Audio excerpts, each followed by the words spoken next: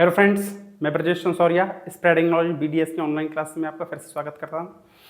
हम डिस्कस कर रहे हैं बहुत ही इंपॉर्टेंट टॉपिक जिसका नाम है तुक्का कैसे लगाया जाता है, एमसीक्यू शॉर्ट ट्रिक, जिसके पार्ट 21 तो हम ऑलरेडी पढ़ ही चुके हैं, जिनमें बहुत अच्छी अच्छी ट्रिक्स बताई हैं मैंने आपको।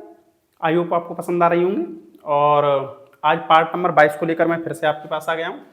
अगेन 2 सवाल लेकर आया हूँ आपके लिए। पहला सवाल है आईएएस प्री 2023 यूपीएससी में आया हुआ सवाल है ये, और दूसरा सवाल जो है junior accountant 2024 Rajasthan staff selection board में पूछा हुआ सवाल है। ठीक है, तो जिसने भी हमारे पुराने पार्ट नहीं देखे हैं तो चैनल पर विजिट करके देख लें, वरना आपके लिए जो मैंने बहुत अच्छी अच्छी ट्रिक्स बताई वो आपके हाथों से निकल जाएंगे।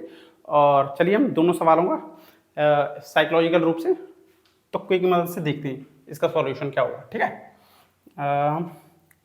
क्वेश्चन पहला, मैं इसको जल्दी से पढ़ के बोल देता हूं आपके लिए जिससे कि कोई डाउट नहीं रहे।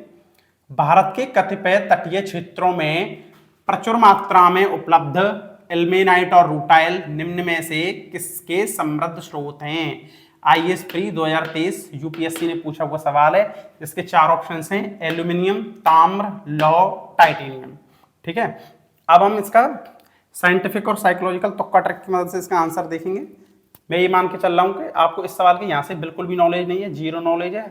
तुक्के का मतलब यही होता है कि इन 4 ऑप्शंस में से हम निकाल के दिखाएंगे आंसर। देखो इसमें क्या लिख रहा है, ये क्या लिख रहा है एल्यूमिनियम, और ये क्या लिख रहा है टाइटेनियम।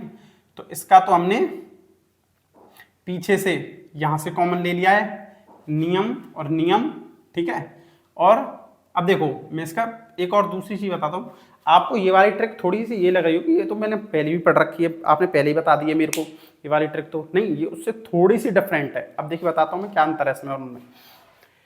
ये तो हमने यहाँ से कॉमन ले लिया है, अब मैं इसका दूसरा कॉमन और दिखा रहा हूँ मैं आपको।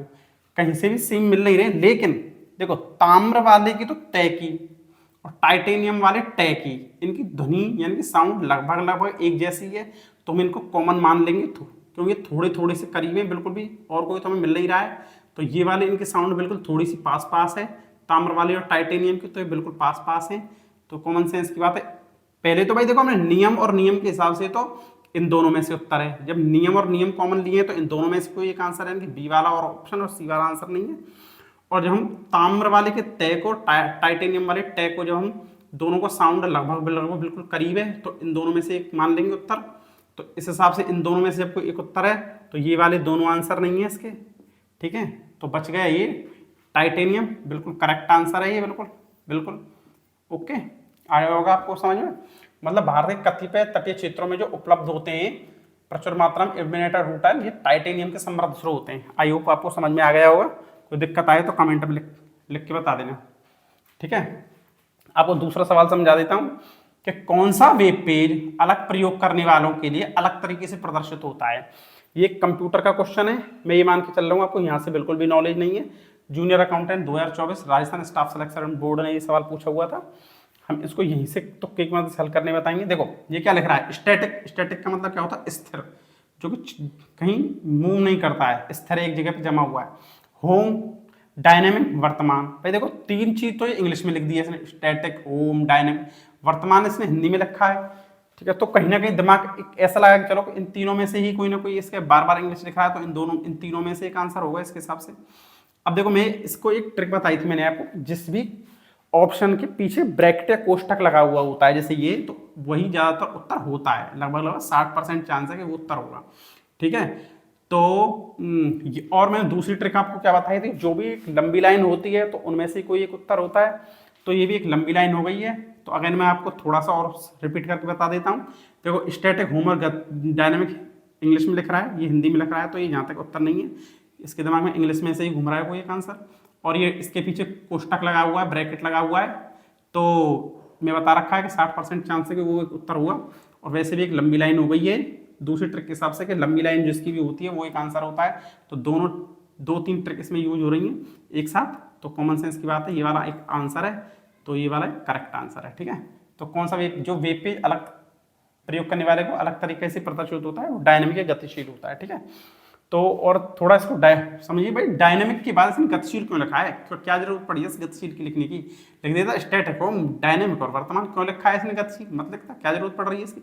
इसीलिए इनके पीछे क्यों नहीं लिख दिया, स्टैटिक के पीछे स्थिर क्यों नहीं लिख दिया, मतलब लिख तो सकता है और हो सकता है लिख दे, इसके पीछे ना लिख के इसके पीछे लिख दे, तो आप तो ये सोचेंगे भाई कि गतिशील इसका आंसर हो जाएगा, फिर तो इस हिसाब से मतलब ये स्टैटिक वाला हो जाएगा, नहीं, मतलब 60% यूज कर रही है इस वे वाले ट्रिक, ठीक है। तो आप, मैं कह रहा हूँ कि आपको जिस सवाल के नहीं आती उत्तर, वो कैश वर्क ही तो कर रहे हैं। कैश वर्क का मतलब होता है 10 में से 6 सवाल 5 सवाल आराम से सही हो जाते हैं, कोई दिक्कत नहीं आती है उनमें। कभी कभी 7 सही हो जाते हैं, कभी कभी 8 हो जाते हैं, 5 6, तो ऑटोमेटिकली आपकी नेगेटिव मार्किंग को एडजस्ट करके आपको लास्ट में बहुत बढ़िया फायदा पहुंचा देंगे ट्रिक, ठीक है। तो ये इसका एक आंसर है, ठीक है। आई होप आपको समझ में आ गया होगा कि जिसके पीछे कोष्टक लगा हुआ होता है वो एक आंसर होता है। अगर कोई दिक्कत आए तो कमेंट में लिख के बता देना, और यदि सेशन पसंद आया तो लाइक शेयर कर देना, और अगला पार्ट लेकर मैं फैलाऊंगा कल से, कल ले आऊँगा आपके लिए, ठीक है। आई होप पसंद आ गया होगा आपको ये पार्ट, ठीक है। अब अगले पार्ट में मिलते हैं, इस वाले पार्ट को ही विराम दे देते हैं, और कोई क्वेरी हो तो कमेंट में लिख के पूछ देना, अगले वाले पार्ट में उसको डिस्कस कर लेंगे, ठीक है। तब तक के लिए धन्यवाद।